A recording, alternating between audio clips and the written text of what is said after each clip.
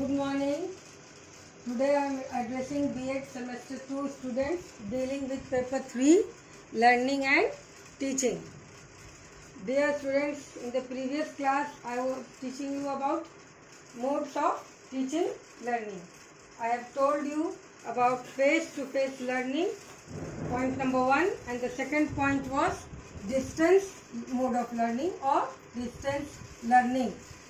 तो face to face learning क्या है? मैंने पहले भी बताया है कि फेस टू फेस लर्निंग वो हुआ जैसे कि क्लास में टीचर खड़े हुए हैं और ग्रुप ऑफ स्टूडेंट्स आप लोग जैसे बैठे हुए हैं, तो आप लोग को टीचर एड्रेस कर रहे हैं, तो आपका फेस टीचर की तरफ और टीचर का फेस आपकी तरफ, इसको क्या कहा जाएगा?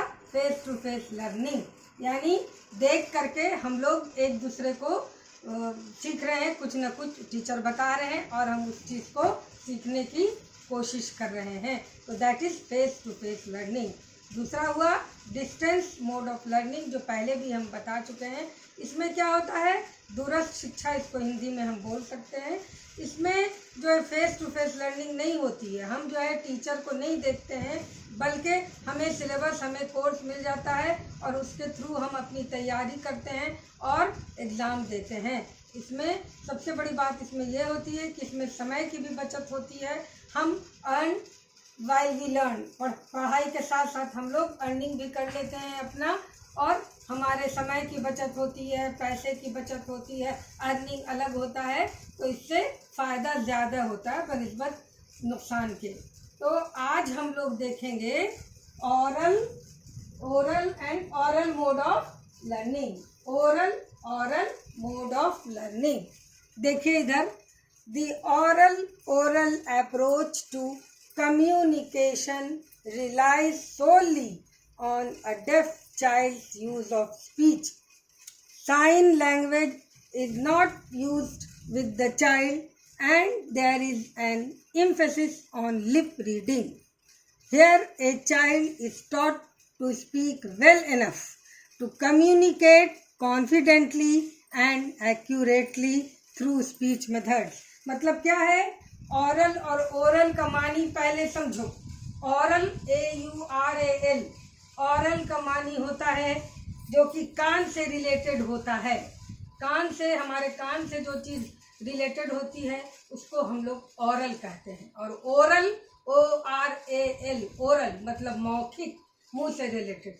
तो यहाँ पर ओरल ऑरल या ऑरल ओरल दोनों है, मतलब कान और मुंह दोनों से है। तो यहाँ पर क्या होता है, एक जो है हम इसको बोल सकते हैं कि ये समझिए कि इस तरह का कम्युनिकेशन जो है वो रिलाई किस पर करता है? जैसे कि deaf child use of speech, यानी उसके स्पीच पर, एक बच्चे के स्पीच पर ज़्यादा ही जोर देता है, और लिप रीडिंग पर इसका इम्फेसिस होता है। इसमें हम स्टूडेंट को एकदम इतना अच्छा बना देते हैं कि वो कम्युनिकेट ईजिली और फ्लुएंटली कर सकता है, कॉन्फिडेंटली और एक्यूरेटली कर सकता है ओरल और ऑरल मोड ऑफ लर्निंग के द्वारा। दूसरा देखिए, digital learning. This learning is accompanied by technology or by instructional practice that makes effective use of technology. Digital learning से आप लोग को बात समझ में आ रही होगी कि इसमें जो है हम इसको मिलाते हैं किस चीज़ से? टेक्नोलॉजी से। तो ये टेक्नोलॉजी के थ्रू हम लर्न करते हैं कोई भी चीज़, और इस वजह से ये लर्निंग आसान होती है। हम इसमें कई तरह की टेक्नोलॉजी को यूज़ करते हैं जो कि लर्निंग को आसान बनाता है। तो इसको हम बोल सकते हैं कि ये जो है टेक्नोलॉजी से या इंस्ट्रक्शनल प्रैक्टिस से, कोई भी इंस्ट्रक्शन देंगे उसका स्टूडेंट्स प्रैक्टिस करेंगे और इस तरह से टेक्नोलॉजी का इफेक्टिव यूज़ हम कर पाएंगे डिजिटल लर्निंग में। ठीक है। अब देखिए, इंडिविजुअलाइज्ड लर्निंग। मतलब इंडिविजुअल आप समझते हैं, इंडिविजुअल माने क्या होता है? इंडिविजुअल माने होता है अकेलापन, एक आदमी, इंडिविजुअल एक आदमी। तो इंडिविजुअलाइज लर्निंग का मतलब हो गया कि जो फोकस करे अकेले की लर्निंग पर, मोटा मोटी समझ लीजिए। देखिए इधर, it can be said as individualised instruction also. इसको हम लोग इंडिविजुअलाइज्ड इंस्ट्रक्शन भी कह सकते हैं। This is the method of teaching in which content, instructional technology and pace of learning are based upon the abilities and interest of each learner. इसमें क्या होता है? मेथड ऑफ टीचिंग किस पर होता है? कंटेंट कहिए, जो उसका सब्जेक्ट मैटर हुआ कंटेंट उसको कहते हैं।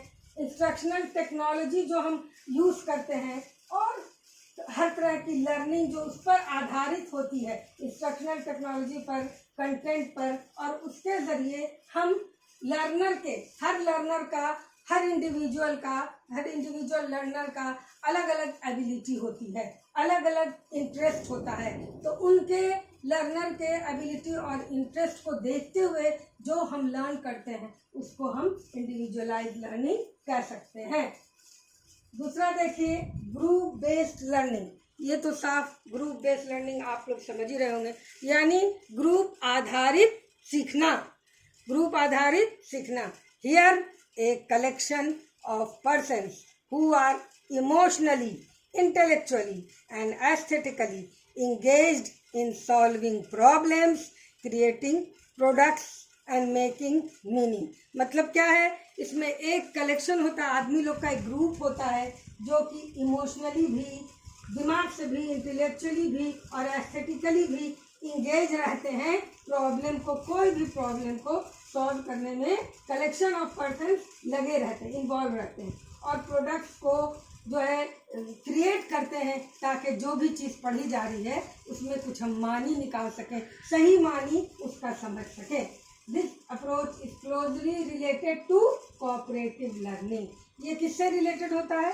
Cooperative learning. कोऑपरेटिव मतलब क्या होता है? सहयोगात्मक, कहिए सहयोगात्मक शिक्षा। ये एजुकेशन, कोऑपरेटिव एजुकेशन, सहयोगात्मक शिक्षा, कोऑपरेटिव लर्निंग, जो हम सहयोग के साथ किसी चीज़ को सीखते हैं उसको हम बोलते हैं कोऑपरेटिव लर्निंग। ये उससे भी रिलेटेड है, उससे जुड़ा हुआ है। ग्रुप बेस्ड लर्निंग जो है it is related with cooperative learning also. Next देखिए, individualize instruction in regular classroom. मतलब क्या हुआ? हम जो अलग अलग तौर पर इंडिविजुअली इंस्ट्रक्शन देते हैं रेगुलर क्लासरूम के अंदर, उसको हम लोग individualise instruction in regular classroom कहते हैं। This is a strategy which refers to those classroom practice of teaching. ये ऐसी स्ट्रेटजी है जो उस प्रैक्टिस ऑफ टीचिंग क्लासरूम के अंदर करवाती है, which recognize the uniqueness of each student learner, जो कि पहचान देती है, दिलाती है हमको हर स्टूडेंट लर्नर का यूनिकनेस, उसकी कुछ खूबी की तरफ, उसकी कुछ अच्छाई की तरफ, एंड दस provide for adequate tutorial guidance. और तब हमको मुनासिब ट्यूटोरियल गाइडेंस उसको देने का प्रोविज़न मिलता है, and other support services suited to bring about a wholesome development. और अलग अलग उसको जानते हुए हम स्टूडेंट लर्नर की एबिलिटी को, सब कुछ को जानते हुए जो है उसको सपोर्ट देते हैं, और उसको ऐसा सपोर्टिंग मिलता है जो कि उसके डेवलपमेंट को बढ़ाता है, एक होलसम डेवलपमेंट उसके अंदर कराता है, उसके माइंड में, उसके बॉडी में एंड स्पिरिट में। ऐसे भी हमने पहले बोला है कि आप लोग को पहले ही क्लास में बताया था, शुरू में ही मैंने बताया था कि शिक्षा का मतलब क्या होता है। हर फिलोसोफर ने, एजुकेशनिस्ट ने शिक्षा को अपने अपने अनुसार डिफाइन किया है। हमने बताया था, जैसे कि महात्मा गांधी ने कहा है, by education I mean an all round drawing of the best in child and man, body, mind and spirit. मतलब उनका कहने का ये था कि हम शिक्षा से, मेरा तात्पर्य वो अच्छाई निकालने की, वो बेहतरीन चीज़ किसी बच्चे और आदमी के अंदर से निकालने की है, उसके बॉडी से, उसके माइंड से और उसके स्पिरिट से जो हम कोई अच्छी चीज़ निकालते हैं, तो वही शिक्षा का असल रूप है, असल मूल मंत्र है। इसका मतलब ये हुआ, यहाँ पर भी हम वही देख रहे हैं कि हम किसी भी पर्सन के डेवलपमेंट में उसका क्या देखते हैं, किस चीज़ का डेवलपमेंट, उसके बॉडी का डेवलपमेंट, उसके माइंड का डेवलपमेंट, उसकी आत्मा का, स्पिरिट का डेवलपमेंट, उसका हर चीज़ का जो डेवलपमेंट होता है, इंडिविजुअली तौर पर जो डेवलपमेंट हम करा सकते हैं वो हम कराने की कोशिश करते हैं। इसलिए हम देखते हैं कि हमारे हिसाब से individualise instruction in regular classroom जो है वो ज़्यादा बेनिफिशियल हो सकता है हमारे इस लर्निंग के अंदर। ठीक है, हमने आप लोगों को स्टूडेंट्स बताया है कि कितना तरह का मोड्स ऑफ लर्निंग होता है। आप उसको याद रखेंगे और भूलेंगे नहीं। पहले भी हम जो बताते हैं उसी अनुसार हम फिर आपको एक बार बता रहे हैं। उंगली पर देखो, याद करो क्या है। Number 1 face to face learning, number 2 distance learning, number 3 oral mode of learning, number 4 digital learning, number 5 individualized learning, number 6 group based learning और last individualized instruction in regular classroom. ठीक है, आपको याद रहना चाहिए और आप याद रखें। अगर आप इतने पॉइंट्स को याद रखेंगे कि मोड्स ऑफ टीचिंग लर्निंग क्या क्या है, तो आप अगर कुछ भी याद रखेंगे तो क्वेश्चन आने पर आप इसको आराम से इलेबोरेट करके 1-2 पॉइंट को भी एक पेज बना सकते हैं, अगर आपके माइंड में ये सारी बातें क्लियर हों तो। जैसे कि 7 है लर्निंग, समझ लो इस चीज़ को अच्छे से याद रखना कि मोड्स ऑफ टीचिंग लर्निंग जो है वो 7 है, जो अभी हमने रिपीट किया। फिर दोबारा से रिपीट कर रहे हैं ताकि तुम लोग भूलो नहीं। याद रखो, फेस टू फेस लर्निंग, दूसरा डिस्टेंस लर्निंग, तीसरा ओरल मोड ऑफ लर्निंग, चौथा डिजिटल लर्निंग, पांचवा इंडिविजुअलाइज लर्निंग, छठा ग्रुप बेस्ड लर्निंग और सातवां individualise instruction in regular classroom. ठीक है, आप लोग इतना याद रखिएगा, फिर बाद में और समझाएंगे। Thank you.